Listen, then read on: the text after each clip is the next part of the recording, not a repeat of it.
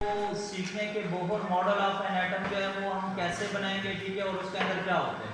तो देखिए किसी भी एटम का अगर आपने बोहर एटम ड्रॉ करते हैं तो सपोज जिस तरह भी हम नाइट्रोजन एटम का ड्रॉ करेंगे, फिर आपका मॉडल में भी मैं बताऊंगा। तो याद रखिए हर एटम के दो नंबर होते हैं जो आपके सामने जिस तरह पीरियोडिक टेबल में होते हैं, पहले भी हम पढ़ चुके हैं। तो याद रखिए एक को हम कहते हैं एटॉमिक नंबर, एक होता है मास नंबर। ये जो एटॉमिक नंबर होते हैं वो शो करते हैं किसी भी एटम के अंदर कितने प्रोटॉन हैं। जैसे एटॉमिक नंबर देखिए 7 है, प्रोटॉन हमने लिखे 7। एटॉमिक नंबर 7 है तो इलेक्ट्रॉन भी देखे 7, क्योंकि प्रोटॉन इलेक्ट्रॉन बराबर होते हैं। और किसी भी एटम में याद रखिए न्यूट्रॉन हमने फाइंड करने होते हैं, तो उसके लिए मास नंबर से हम एटॉमिक नंबर माइनस करते हैं। तो मास नंबर इसका 14 है, एटॉमिक नंबर 7, तो न्यूट्रॉन भी इसमें 7 है।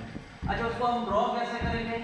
तो आप देखिए सबसे पहले हम एक स्मॉल सर्कल ड्रॉ करेंगे जो कि उसकी न्यूक्लियस को शो करता है। और न्यूक्लियस में आपको बात है वो प्रोटॉन जो हमने लिखे थे 7, वो साथ में हम न्यूट्रॉन भी इसके लिख लेंगे, ठीक है। तो ये हमने जो है ना वो सिर्फ नंबर इसका लिखना होता है, प्रोटॉन न्यूट्रॉन। बाकी जो इलेक्ट्रॉन हमने ड्रॉ करने हैं उसके लिए फर्दर सर्कल्स हम ड्रॉ करेंगे। और पहले शेल जो के शेल होता है उसमें याद रखिए 2 से ज़्यादा इलेक्ट्रॉन नहीं रख सकते, तो हम पहले ये 2 इलेक्ट्रॉन पुट करेंगे इधर। टोटल कितनी करनी है वो आपके सामने हम पहले कैलकुलेट कर चुके हैं, 7 है। वो 7 में फिर ये करेंगे कि याद रखिए जो आखिरी शेल आपके पास होता है जब भी उसको ड्रॉ करेंगे पहले एक एक करके इलेक्ट्रॉन्स रखेंगे, तो 4 हो जाएंगे देखिए। और हमने टोटल कितने रखने हैं 5।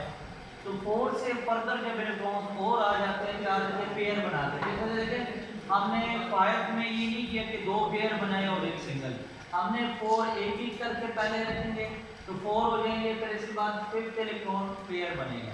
अब यही चीज़ अगर आपको मॉडल में जिस तरह हमने बनाया है इसको आप देख लें, ये मॉडल है उसी नाइट्रोजन एटम का और साथ इसकी डिटेल लिखी हुई है कि नाइट्रोजन एटम का मॉडल है, प्रोटॉन इलेक्ट्रॉन न्यूट्रॉन उसके लिखे हुए।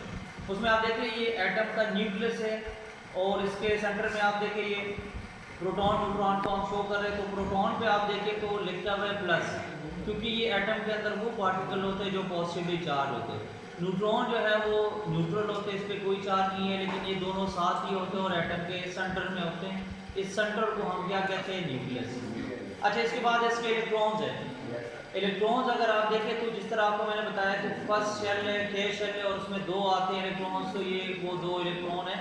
और ये फर्स्ट शेल में जो इलेक्ट्रॉन्स हमने रखने हैं, ठीक है, ये जो इलेक्ट्रॉन्स है, ठीक है, ये आपने जो है वो क्या करना है, 2 अपोजिट साइड्स पे रखना है। जिस तरह इधर डायग्राम में आप देखें तो मैंने ऊपर नीचे इसको ड्रॉ किया, ये राइट और लेफ्ट पे भी आप कर सकते हैं, ठीक है, लेकिन रखना अपोजिट साइड पे। पहले शेल में कभी भी इलेक्ट्रॉन पेयर की फॉर्म में नहीं करना है। इसके बाद जो आपके पास मैंने बताया आपको लास्ट शेल है, टोटल उसमें कैपेसिटी याद रखो, शेल का नाम है L और कैपेसिटी 8 की है, लेकिन हम कितने रख रहे हैं? जितने बच गए आपके पास, इस तरह 5 इलेक्ट्रॉन्स रह गए।